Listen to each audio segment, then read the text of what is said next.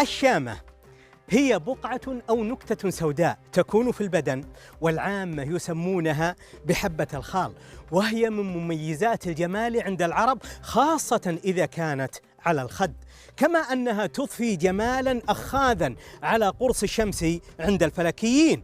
فللشمس بقع أو كلف تظهر في وجهها على فترات، فأحياناً تكون كثيرة وأحياناً تكون قليلة وأحياناً تتلاشى من قرص الشمس. ولظهورها وكثرتها وتلاشيها دورة مدتها 11 سنة. لا تحسبوا شامته في خده طبعت على صفيحة خد راق منظره، إنما خده الصافي تخال به سواد عينيك حين تنظره.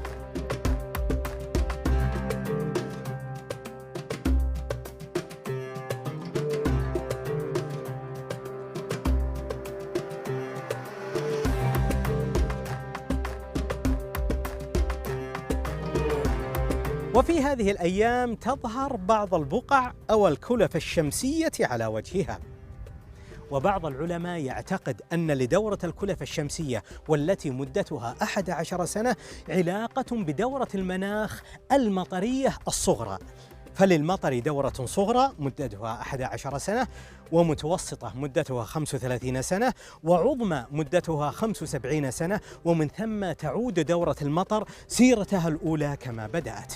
أما دورة الكلف الشمسية والتي مدتها 11 سنة فالسنة الأولى من الدورة لا يحتوي قرص الشمس على أي بقعة، وبعد 5 سنوات ونص تكون البقع في قمة حالاتها، ومن ثم تتلاشى في غضون 5 سنوات ونص، فأحيانا تكون منفردة أو مزدوجة أو مجتمعة.